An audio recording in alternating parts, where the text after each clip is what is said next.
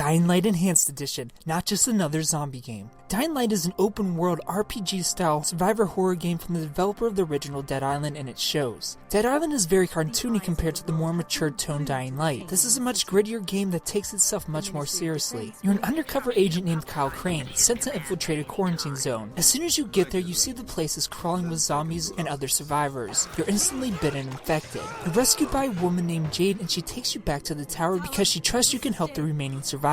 And to get into their good graces, this is exactly what you do.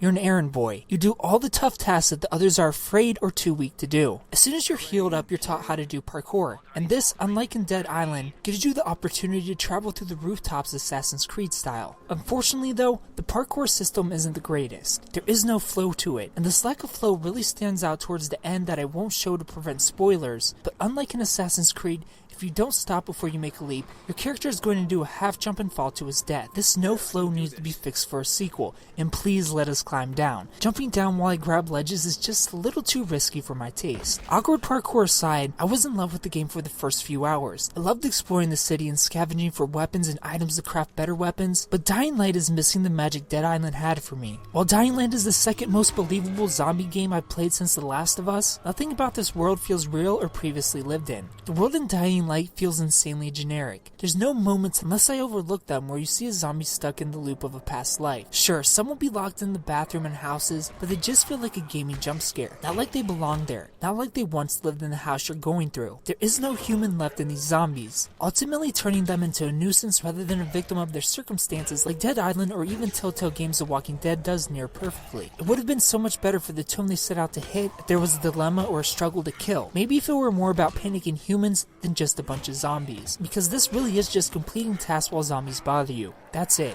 and it's a shame. There's so much potential here, and it becomes repetitive too fast. I was so impressed with how difficult the zombies seemed in this game. I tried my hardest to avoid conflict with them, even with insanely powerful weapons. There are random side quests and side activities that pop up on the screen where you can help survivors or take supplies from the rival gang. Helping NPCs, climbing buildings, and killing enemies all level up different skills. You have a survivor, agility, and a power skill tree. Leveling up can get you awesome perks like added health, learning how to use traps in the city, taking less damage from falls, and at night all of your XP earned is double, except for one little problem. At night, zombies are on steroids, especially the volatiles. The zombies at night are fast, powerful, they can climb and chase after you. It's a thrill to try and make it to a safe spot before you're killed and sleep till morning. Or you can stay out at night and test your luck. About 50% of the way through the story though, Dying Light kind of turns into more of a first-person shooter, and this is really where the game starts to fall apart. I was so happy thinking they got it right this time. One giant city for me to explore. They didn't make the Dead Island mistake of making me go to different places. Wrong. In the back of my mind while playing, I was thinking, they dare send me to the sewers like every zombie game in existence does. And guess what? They did.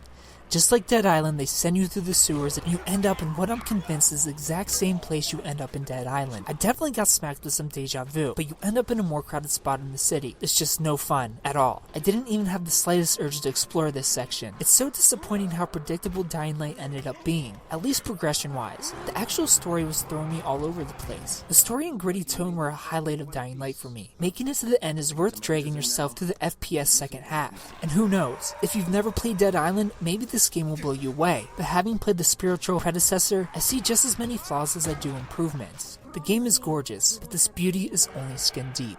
I give Dying Light Enhanced Edition an 8 out of 10. If you played Dying Light, tell me what you thought about it down in the comment section below. If you haven't played it, tell me if you plan on picking it up. Thumbs up. If you liked the video, subscribe if you're new to the channel.